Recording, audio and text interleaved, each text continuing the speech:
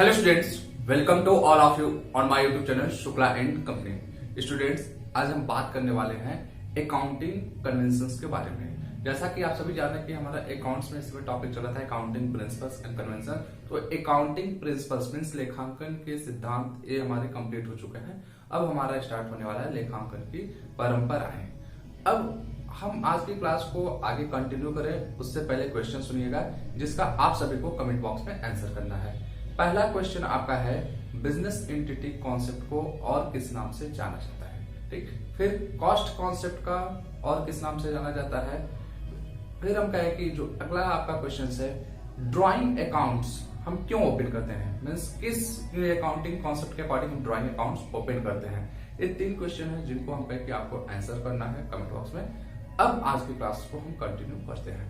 जब बात आती है अकाउंटिंग कन्वेंशंस मीन्स लेखांकन की परंपराएं बेसिकली होती क्या है, इसको आप समझने की कोशिश कीजिए। अगर हम कहें कि परंपराएं एंड ये होती है मीन्स आपकी कि जो कि जनरली मान लिया जाता है कि ऐसा आपको करना चाहिए। जैसे हम लोग के घर में भी क्या होता है कि कोई भी चीज हम लोग करते हैं या हमारे पेरेंट्स होते हैं तो हमसे बोलते हैं कि आपको एक काम करना होगा। ये हमारे घर के हमारे पूर्वजों की परंपरा रही है, मीन्स इस चीज से आप मुकर नहीं सकते हैं। या कई बार ये होता है कि जैसे हम सुबह उठने के लिए हम लोग को बोल दिया जाता है कि सुबह जल्दी उठ जाया करो, तो फिर हम कहते हैं नहीं उठेंगे, तो पिताजी ये बोलते हैं बेटा तुम्हारे दादाजी सुबह सुबह उठते थे। इस घर की परंपरा नहीं रही है कि सूर्योदय के बाद कोई उठे।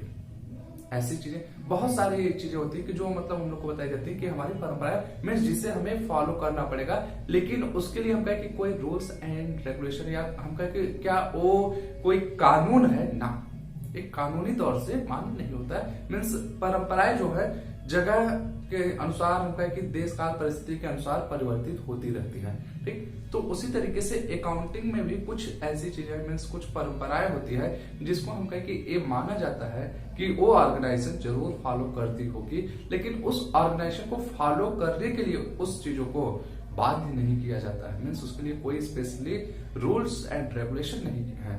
ठीक, अब जब हम बात करते हैं accounting conventions and accounting concepts के मीन्स सिद्धांत और परंपरा के बीच में बात करें तो याद रखिएगा जो अकाउंटिंग कॉन्सेप्ट्स होते हैं वो लीगली एक्सेप्टेबल होते हैं और उसको हर ऑर्गेनाइजेशन को फॉलो करना पड़ता है। लेकिन अकाउंटिंग कन्वेंशन जो है, परंपराएं जो है, ये फॉलो करने के लिए आपको बाध्य नहीं किया जा सकता, मीन्स किसी ऑर्गेनाइजेशन को बाध्य नहीं किया जा सकता। लेकिन सर्कमस्टेंसेस ऐसे होते हैं कि परिस्थितियां ऐसी होती हैं, हर ऑर्गेनाइजेशन को उसको हम कहें कि एक तरीके से फॉलो करना पड़ता है, मीन्स अकाउंटिंग कन्वेंशंस को फॉलो करना पड़ता है।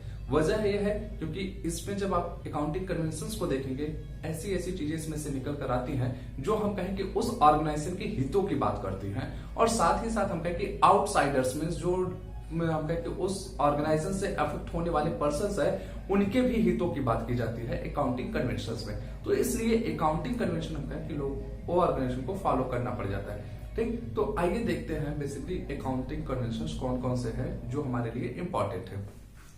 तो सबसे पहला हमारा जो है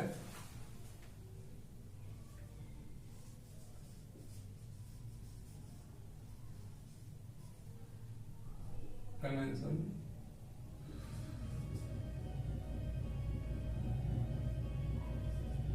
of full disclosure.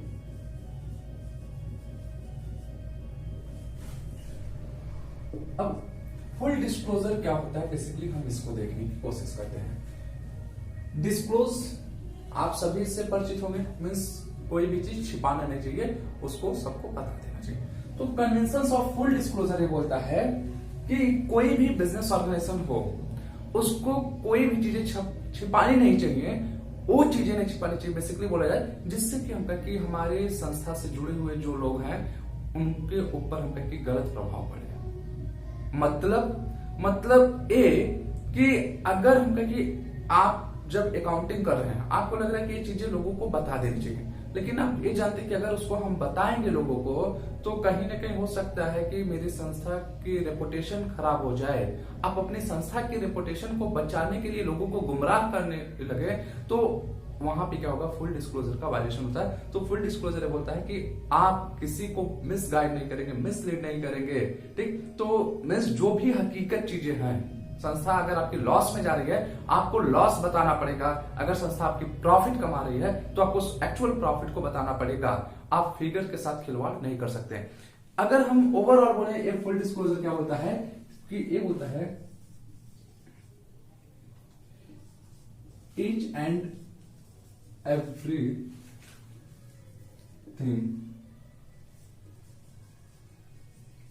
must be disclosed। Means आपको सभी चीजों को डिस्क्लोज करना पड़ेगा, छिपाना नहीं पड़ेगा कोई भी चीजें। अब वो कौन सी चीजें हम यहां पे बात करें, क्या आपको, क्या हम कहें कि जो आपके अफेक्ट करने वाले हैं, किसको अफेक्ट करने वाले हैं, स्टेक होल्डर्स। दो चीजें आप लोगों ने सुना होगा, एक शेयर होल्डर होते हैं, एक stake holder. Share holder company में जो मतलब उनका एक पर्सन शेयर में पैसा इन्वेस्ट करता है उसको बोला जाता है, लेकिन स्टेक होल्डर्स में कौन कौन आ जाते हैं याद रखिएगा। यहां पर होता है कि आपके शेयर होल्डर भी आ जाएंगे, ठीक है।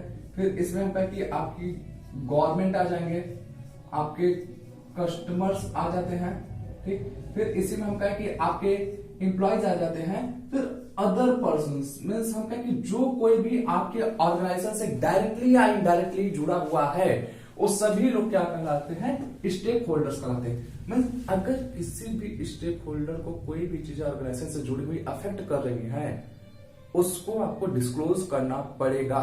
मीन्स इन शॉर्ट बोला जाए तो कभी भी आप किसी को भी मिसगाइड, मिसलीड नहीं कर सकते हैं, किसी भी फिगर के साथ खिलवाड़ नहीं करेंगे।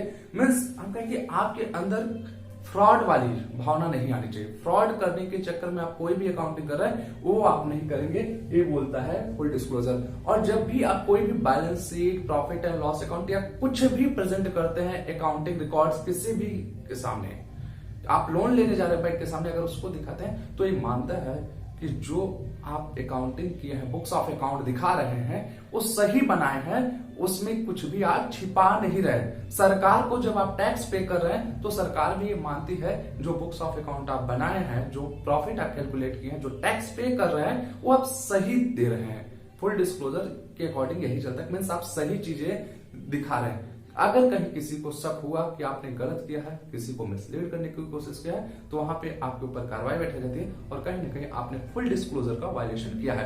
अगर इसी की बात हम करें कि इसी की वजह से क्या होता है, आप ध्यान दीजिएगा, पेटी कैश बुक। आप सोचिए पेटी कैश बुक क्या होता है, कि जो आपको बिजनेस ऑर्गेनाइजेशन के स्मॉल कैश एक्सपेंसेस होते हैं, जिसको कि हम कहें कि बिजनेस को चलाने के लिए हेल्पफुल होते हैं, उनकी भी रिकॉर्डिंग हमें करनी पड़ती है, ठीक। ये क्यों, फुल डिस्क्लोजर की वजह से। फिर इसके बाद आपको हम कहें इन्वेस्टमेंट, विनियोग। अगर आप इन्वेस्टमेंट जब बैलेंस शीट बनाते हैं, ध्यान दीजिएगा तो ध्यान से देखेंगे, इन्वेस्टमेंट की एक वैल्यू दी होती है ब्रैकेट में और एक दिया होता है आउटसाइड अमाउंट कॉलम में। मींस इसका मार्केट प्राइस और एक्चुअल प्राइस, दो प्राइस आपका दिया होता है। ये क्यों हम दिखा रहे हैं, फुल डिस्क्लोजर के अकॉर्डिंग। मींस फुल डिस्क्लोजर बोलता है कि आप इन्वेस्टमेंट के दोनों वैल्यू को दिखाइए, उसका करंट में मार्केट प्राइस क्या चल रहा है और आपका ऐसे प्राइस क्या रहा है। फिर उसके बाद आप ध्यान दीजिए, बैलेंस शीट जब आप बना लेते हैं, ठीक, बैलेंस शीट बनाने के बाद आप क्या करते हैं, फुट नोट दिखाते हैं। मीन्स कोई भी चीजें बैलेंस शीट में ऐसे हैं कि जिसको आपको एक्सप्लेनेशन देने की जरूरत है, उसको फुट नोट के थ्रू आप दिखाने की कोशिश करते हैं। फिर आगे हम बोले कि और क्या आप दिखाते हैं बैलेंस शीट के बाद, कंटीजेंट लायबिलिटीज, संभाव्य दायित्व, ठीक।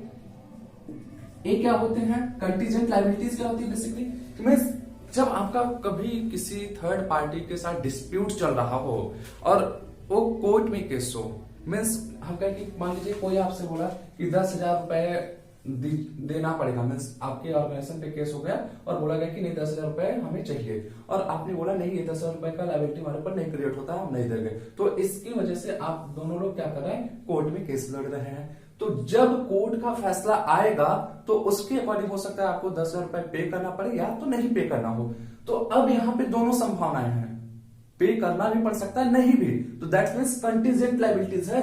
ये आपकी फ्यूचर में हो भी सकती है, नहीं भी हो सकती है, ऐसी लायबिलिटीज है, तो इसको भी आपको बैलेंस शीट के बाद दिखाना पड़ता है। तो हम कहें कि ये सारी चीजें हम क्यों कर रहे हैं, ये फुल डिस्क्लोजर के अकॉर्डिंग ही करते हैं। अदरवाइज हम कहें कि ये चीजों को अगर आप नहीं दिखा रहे हैं तो आप वायलेशन ऑफ फुल डिस्क्लोजर करते हैं, मींस इसकी अवहेलना करते हैं, इसका उल्लंघन कर रहे हैं। तो ये चीजें ध्यान दीजिएगा। फुल डिस्क्लोजर आपको यही बोलता है कि कोई भी ऐसी चीजें जो किसी थर्ड पार्टी को अफेक्ट करने वाली हो, जो उस बिजनेस ऑर्गेनाइजेशन से जुड़ा रखता हो, वो सारी चीजें आपको डिस्क्लोज करनी पड़ेंगी। ठीक, चलते हैं नेक्स्ट पे।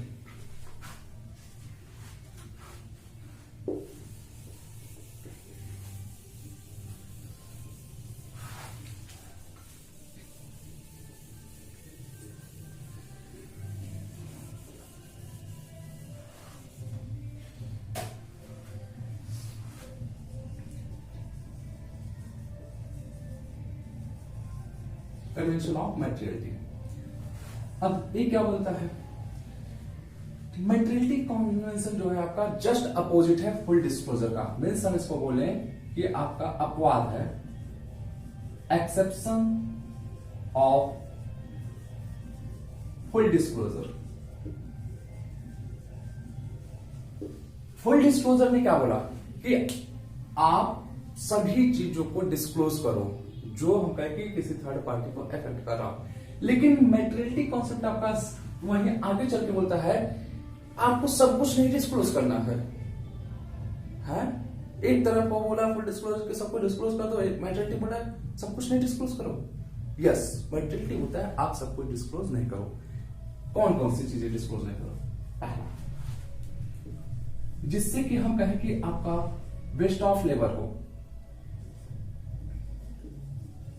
वेस्ट ऑफ लेबर मीन्स आपकी श्रम बेवजह के लगे। फिर हम कहें कि वेस्ट ऑफ टाइम, समय की बर्बादी हो। फिर हम कहें वेस्ट ऑफ मनी, पैसे की बर्बादी हो। एंड ध्यान दीजिएगा, इंटरनल मैटर ऑफ ऑर्गेनाइजेशन, आपके संस्था के आंतरिक मामले, इनको आप कभी डिस्क्लोज नहीं करेंगे। ये याद रखिएगा। मीन्स अगर हम कहें कि कोई भी चीजें ऐसी करनी है जिससे आपका लेबर का बर्बादी हो जाए, कि मीन्स कोई ऐसा काम आप करिए कि मीन्स फुल डिस्क्लोजर के चलते आप इतने ज्यादा मैन पावर की रिक्वायरमेंट हो जो अननेसेसरी हो, तो वो चीजें आप मत करिए। हम कहें कि कोई चीज आप फुल डिस्क्लोजर के चक्कर में क्या करें कि बहुत ज्यादा समय व्यतीत कर रहे हैं कोई ऐसी चीज लोगों को बताने में जिससे कि आपका वेस्ट ऑफ टाइम हो, उसका कोई अर्थ ना निकले, तो उसको भी मत कीजिए। फिर हम कहें कि कोई ऐसी चीज बताने के पीछे बहुत ज्यादा पैसा खर्च कीजिए जिसका कोई मतलब ना हो, तो वो भी मत करिए। वेस्ट ऑफ मनी मीन्स जब आप यहाँ पे क्या करेंगे, देखिए सब एक दूसरे से रिलेट करेंगे। कोई चीज आपको किसी को बतानी है, उसके लिए आपको एम्प्लॉय चाहिए, वो बताने में अपना समय व्यर्थ करेगा और साथ ही साथ सैलरी लेगा, तो ये सारी चीजें आप नहीं करोगे। ठीक, साथ ही साथ इंटरनल मैटर ऑफ ऑर्गेनाइजेशन, कि आप ये भी ध्यान दीजिए कि आपके कंपटीटर्स भी मार्केट में हैं। सब कुछ बताने के चक्कर में ऐसा ना कि आप अपना फ्यूचर प्लानिंग बताने लगे। इंटरनली क्या आपका चल रहा है ऑर्गेनाइजेशन में, वो सब कुछ पॉलिसीज बता दिए, तो ऐसा कभी नहीं करना चाहिए। ठीक, और इसी की वजह से हम कहें कि दो चीजें आप ध्यान दीजिएगा। जब आप अकाउंटिंग करते हैं कभी भी देखेंगे पॉइंट में पैसे वगैरह नहीं लिखे जाते हैं। बेसिकली यहाँ पे जो है मनी जो आपका मीन्स अकाउंटिंग में यूज करते हैं, वहां पे क्या किया जाता है, राउंड ऑफ किया जाता है। और ये राउंड ऑफ करने का तरीका क्या है, 0.5 के एवब अगर आपका जाता है तो उसको आप ₹1 मान लेते हैं। अगर 0.5 के कर सकते हैं कि बिलो रहता है तो इसको क्या करते हैं, 0। मीन्स जैसे हम कहें 1.5 है तो इसको आप क्या करते हैं, ₹2 मान लेते हैं। अगर 1.49 है तो इसको आप सिर्फ ₹1 मानते हैं। ये हम कहें कि अकाउंटिंग के पॉइंट ऑफ व्यू से चलते हैं। लेकिन इसी राउंड ऑफ की बात की जाए, थोड़ा सा आगे हम आपको बता देते हैं, इनकम टैक्स में जब आप राउंड ऑफ करते हैं तो अगर हम कहें कि आपका ये 75 रुपीज है तो इसको 80 रुपीज मान लिया जाता है। अगर ये 74 रुपीज है तो इसको आपका क्या किया जाता है कि 70 रुपीज मान लिया जाता है। मीन्स यहाँ पे जो हमारा अकाउंटिंग में राउंड ऑफ किया जाता है वो हमेशा पूरे में किया जाता है। मीन्स होल अमाउंट में, जो कि हम कहते हैं रुपीज में कन्वर्ट किया जाता है, कि जो 1 रुपी के इक्वल होता है। लेकिन जब यहाँ पे हमारा राउंड ऑफ चलता है वो हमारा हमेशा 10 के इक्विवेलेंट किया जाता है, मीन्स कि हमेशा लास्ट में 0 आ जाता है। यहाँ पे आपका 21 रुपए हो सकता है, 22 रुपए हो सकता है, लेकिन इनकम टैक्स में कभी आपने देखेंगे 82 रुपए, 81 रुपए, इस तरीके से नहीं होता है। वहां पे हमेशा क्या किया जाता है, राउंड ऑफ जो किया जाता है लास्ट में आपका 0 ही आएगा।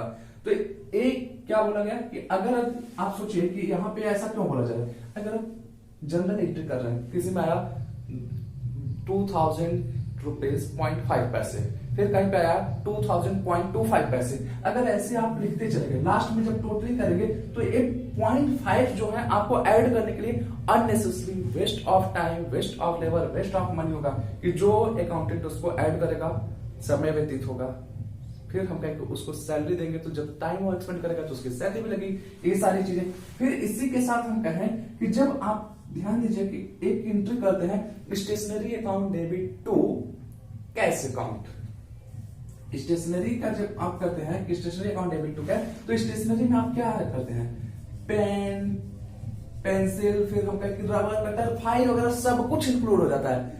अब कभी भी ये नहीं करते pen account debit, pencil account debit, rubber account debit, file account debit, ऐसा नहीं, वो सारी चीजें क्या की गई हैं, स्टेशनरी में इंक्लूड कर दी गई हैं। तो दैट मीन्स वहां पे भी क्या किया जा रहा है आपका, कि वो सारी चीजें आपके लिए इमटेरियल है, उसको डिस्क्लोज करने की कोई जरूरत नहीं है।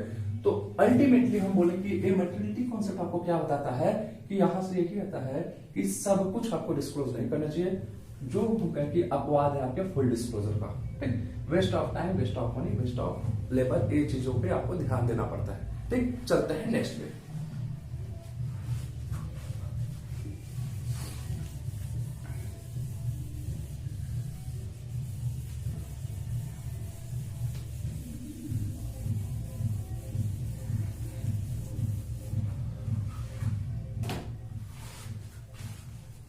Convention of conservatism. अब कंजर्वेटिज्म क्या होता है ये देखने की कोशिश कीजिएगा। और कंजर्वेटिज्म को हम कहेंगे कि एक अकाउंटिंग के साथ साथ हमारे प्रैक्टिकल लाइफ का मोस्ट इंपॉर्टेंट कॉन्सेप्ट है। मीन्स अगर आप इसे अपने प्रैक्टिकल लाइफ में देखने की कोशिश करेंगे, आपके जीवन में हर पल, हर सेकंड, हर दिन, हर महीने, हर साल देखने को मिलता है। मीन्स एक एक कदम पे आपको देखने को मिलेगा इस कंजर्वेटिज्म को। अब आप पूछेंगे कैसे, तो हम अभी बताने वाले हैं। सबसे पहली चीज कंजर्वेटिज्म क्या होता है, इसको ध्यान दीजिए। ये बोलता है entry for all possible losses but not for anticipated profit। इसका मतलब क्या हुआ, इसका मतलब यह है कि बोलता है कि भविष्य में दिखने वाले कोई भी लॉस आपके हो उसके लिए आप तुरंत एंट्री कर लीजिए, लेकिन भविष्य में दिखने वाला कोई भी प्रॉफिट हो उसके लिए आप एंट्री नहीं करेंगे जब तक वो प्रॉफिट एक्चुअल में ना हो जाए। ठीक, अब हम पहले इसके प्रैक्टिकल लाइफ के एग्जांपल्स आपको समझाने की कोशिश करते हैं। अभी हम कहें कि आप में से बहुत सारे स्टूडेंट्स ऐसे होंगे जिनका 12th का बोर्ड एग्जाम आ रहा है, या हम कहें कि बहुत से ऐसे हैं कि जो ग्रेजुएशन फाइनल ईयर में है। कुछ नहीं, आज ही आप जाइए अपने पेरेंट्स के पास, अपने पापा से बोलिए, पापा मैं इस साल बोर्ड में 99% लाने वाला हूं या लाने वाली हूं, प्लीज मुझे आज ही एक एप्पल आईफोन दिला दीजिए, या आप एक मुझे स्कूटी या बाइक दिला दीजिए। आपके पापा का इमीडिएट रिएक्शन होगा, हो सकता है आपको थप्पड़ पड़ जाए, या वो आपको डांट कर लगाए, चल उठ निकल जा पढ़। जिस दिन तुम्हारा 99% आ जाएगा उस दिन मैं तुम्हें एप्पल फोन, स्कूटी, बाइक जो कहोगे वो दिला दूंगा। अब यहां से आप मेंटलिटी को समझने की कोशिश कीजिए। कहीं ना कहीं आपके पिताजी को आपके ऊपर संदेह है, कि आप 99% नहीं ला पाओगे। दैट्स मीन्स जो चीजें एक्चुअल में नहीं हुई हैं, केवल उनको डाउट्स है हल्का सा कि आपका आने वाले समय में 99% नहीं आ सकता, मीन्स उनको लॉस दिख रहा है, तो उन्होंने आज ही रिकॉग्नाइज कर लिया। लेकिन वो ये नहीं मान के चले नहीं 99% ला दो कुछ, ओ माय गॉड चलो तुरंत दिलाते हैं एप्पल, चलो तुरंत दिलाते हैं ना। उन्होंने बोला ना, जब तक एक्चुअल में आप प्रॉफिट नहीं हमको दे दोगे तब तक मैं आपको कुछ भी रिटर्न नहीं देने वाला हूं। एक तो पहला एग्जांपल हो गया। दूसरा एग्जांपल हम आपको बताते हैं। हम आप कोई भी हो, इस संसार का कोई भी प्राणी हो, अगर रोड पे चल रहे हैं, घर में बैठे हैं, कहीं पे भी हो, बस कुछ नहीं, एक बाइक वाला 80 की स्पीड में 90 की स्पीड में हमारे सामने से गुजर जाए तो हमारा पहला रिएक्शन क्या होता है? आगे जाएगा, मरेगा और 2-4 लोगों को मारेगा। मीन्स एक्सीडेंट होगा। ध्यान देने की कोशिश कीजिए, होगा, फ्यूचर है, अब भी हुआ नहीं है। वो केवल स्पीड में जा रहा था, आपने तुरंत एंटिसिपेशन कर लिया कि नहीं वो एक्सीडेंट करेगा। लॉस आप तुरंत रिकॉग्नाइज कर लिया। आपने जरा भी सोचने की कोशिश नहीं किया कि अरे वो तेज जा रहा है, जल्दी पहुंचेगा, जब पहुंचेगा तब का तब दिखा देगा। अगले क्षण आपको पता चला अरे जो बाइक वाला तेज जा रहा था उसके घर में उसकी मां की डेथ हो चुकी थी। तुरंत आपका रिएक्शन चेंज, ओ अच्छी बात, ऐसी बात थी, तभी वो तेज जा रहा था। कहीं ना कहीं आप देखिए कि क्या हुआ कि आपका सोचने का नजरिया बदल गया, लेकिन आपने क्या किया था? लॉस तुरंत रिकॉग्नाइज कर लिया था। फिर हम कहें कि घर में हमारे छोटे बच्चे रहते हैं कि बेड वगैरह पे अगर खेल रहे हैं, तुरंत हम लोग क्या करते हैं? उनको डांटते रहते हैं, ना बेटा ना, आराम से गिर जाओगे। मीन्स हमारी माइंड में हर पल हर क्षण निगेटिविटी विराजमान रहती है। लेकिन इसको हम कहें कि निगेटिविटी कहीं ना कहीं पॉजिटिविटी होती है हमारी। हम लोगों की कर सकते हैं कि ये पॉजिटिव थिंकिंग की तरफ एक तरह का अप्रोच है। बिकॉज कि अगर हम लोग ऐसा नहीं करें तो कहीं ना कहीं आने वाले समय में जो हम कहें कि हमारा भविष्य है उसके लिए जिस तरह से हमें तैयार होना चाहिए, में भी हम ऐसे अपने आप को न कर पाए। कहीं ना कहीं यही डर होता है कि जो हमें कुछ ना कुछ करने के लिए प्रेरित करता रहता है हर समय कि ऐसा हो जाएगा, लेकिन इसको अपने ऊपर कभी हावी नहीं होने देना चाहिए। ये मोस्ट इंपॉर्टेंट थिंग है। मीन्स आपको फेल होने का डर हमेशा सताना चाहिए, तभी आप पढ़ेंगे। लेकिन वो फेल होने का डर इतना ज्यादा ना हो जाए कि आप डिप्रेशन के शिकार हो जाए। हर एक संस्था को इस चीज के लिए हमेशा प्रयत्नशील रहना चाहिए, उसका प्रॉफिट अधिक से अधिक आए, मीन्स उसको कहीं लॉस ना हो जाए, लेकिन इतना ज्यादा चिंतित ना होना चाहिए कि वो संस्था बंद होने के कगार पे आ जाए। क्योंकि जो चीज भविष्य आप देखे नहीं, जो एक्चुअल में हुआ नहीं है, जो घटित नहीं हुआ, उसके लिए आप क्यों परेशान? ठीक, तो कहने का मतलब हमारा ये जो है कंजर्वेटिव यही होता है कि आप भविष्य में दिखने वाले सभी संभाव्य लॉसों को, हानियों के लिए आप क्या करिए कि तुरंत रिकॉर्डिंग कर लीजिए। लेकिन आप भविष्य के दिखने वाले कोई भी प्रॉफिट के लिए, लाभ के लिए पहले से रिकॉर्ड अकाउंटिंग नहीं करेंगे। अगर हम इसका दूसरा नाम बोले तो इसका दूसरा नाम याद रखिएगा, प्रूडेंस बोला जाता है। ठीक, कन्वेंशन ऑफ प्रूडेंस। फिर इसके बाद हम कहें कि अब इसका प्रैक्टिकलिटी क्या है, आपका जो बुक्स ऑफ अकाउंटिंग आप बनाते हैं, तो ध्यान दीजिएगा। बेसिकली जो इसका हम कहें कि इम्प्लीमेंटेशन आपको दिखने को मिलता है फाइनल अकाउंट के वक्त दिखने को मिलेगा। याद रखिएगा, कंजर्वेटिव का जो इम्प्लीमेंटेशन आपको दिखने को मिलता है फाइनल अकाउंट में trading, profit and loss, balance sheet वगैरह जब बनाते हैं वहां इसी कॉन्सेप्ट के अकॉर्डिंग हम लोग क्या करते हैं, कोई भी प्रोविजंस वगैरह क्रिएट करते हैं, प्रावधान वगैरह जो हम बनाते हैं, provision for bad debts, provision for debtors, provision for creditors, ये सारी चीजें जो हम कर रहे हैं, ठीक है, मींस कि जो हमें लगता है कि भविष्य में हमें कहीं ना कहीं से लॉस हो सकता है, उसके लिए हम क्या करते हैं, पहले से रिकॉर्डिंग करना शुरू कर देते हैं। फिर इसी की देन है, हम कहें, याद रखिएगा, सबसे ज्यादा क्वेश्चन पूछे जाने वाला है ये जो बता रहे हैं आपको, क्लोजिंग स्टॉक। इसका वैल्यूएशन किस प्राइस पे किया जाता है, याद रखिएगा, वैल्यूड एट कॉस्ट प्राइस और market price which ever is lowest. Means आपका लागत मूल्य या हम कहें कि बाजार मूल्य दोनों में जो कम होगा उसी पे आपके अंतिम रहतिये का मूल्यांकन किया जाता है। मतलब ये होता है कि अगर आपका कोई स्टॉक बचा हुआ है साल के अंत में 25,000 रुपए, उसका आपका कॉस्ट प्राइस था, ये आपका सीपी हो गया। लेकिन इसकी हम कहें कि मार्केट प्राइस आपका क्या है, मान लीजिए 20,000 रुपए है, ठीक है। तो आप अपने बुक्स ऑफ अकाउंट में 20,000 रुपए को दिखाएंगे, न कि 25,000 को। जस्ट रिवर्स चलते हैं, अगर यदि हम कहें कि आपका मार्केट प्राइस क्या है 20,000 रुपए है, मीन्स 20,000, और कॉस्ट प्राइस आपका है 18,000, 18,000 रुपए, तो आप अब इस वैल्यू को दिखाने वाले हैं, ठीक है। इस वैल्यू को आप दिखाएंगे, न कि इस वैल्यू को दिखाएंगे, ठीक।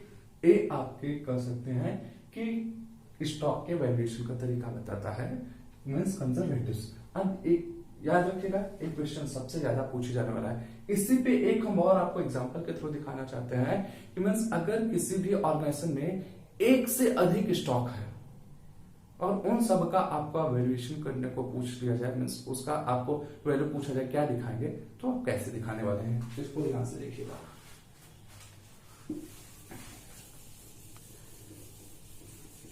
आपको पता होगा ऑटोमोबाइल सेक्टर मीन्स गाड़ी बनाने वाली कंपनियां हैं। अब जरूरी नहीं है कि एक कंपनी में सिर्फ और सिर्फ एक गाड़ी बन रही हो, मीन्स मारुति सुजुकी की बात कर ले, वहां पे कई सारी गाड़ियां हैं, बहुत सारे चल रहे हैं, ब्रांड एक है लेकिन वहां गाड़ियां कई सारी हैं। ऐसे महिंद्रा की बात कर ले, बहुत सारी गाड़ियां हैं, ठीक। तो अब हम आपको दिखाने की कोशिश करते हैं। फॉर एग्जाम्पल हम कहते हैं कि एक कंपनी है, उसके यहाँ प्रोडक्ट ए है, प्रोडक्ट बी है, प्रोडक्ट सी है, प्रोडक्ट डी, ठीक। यहां पे हम लेते हैं कॉस्ट प्राइस, फिर यहां पे हम लेते हैं मार्केट प्राइस। अब प्रोडक्ट ए बी सी आप इस तरीके से ले सकते हैं। एक बिस्किट बनाने वाली कंपनी है जिसके यहाँ पे कि आपका एक नॉर्मल बिस्किट बनता है, दूसरा आपका क्रीम बिस्किट रहता है ऑरेंज फ्लेवर, तीसरा आपका इलायची फ्लेवर रहता है, नेक्स्ट आपका चॉकलेट फ्लेवर रहता है। अब हम कहें कि जो आपका नॉर्मल वाला था वो क्लोजिंग स्टॉक बचा था, उसकी प्राइस थी कॉस्ट प्राइस 5,000, इसका जो था मार्केट प्राइस ये था 7,000, ठीक। फिर इसके बाद हम चले यहाँ पे जो आपका सेकंड वाला था, इसका जो था हम कहें कि कॉस्ट प्राइस 8,000 था, ठीक है, और इसकी जो मार्केट प्राइस थी फॉर एग्जांपल 6,000 थी, ठीक।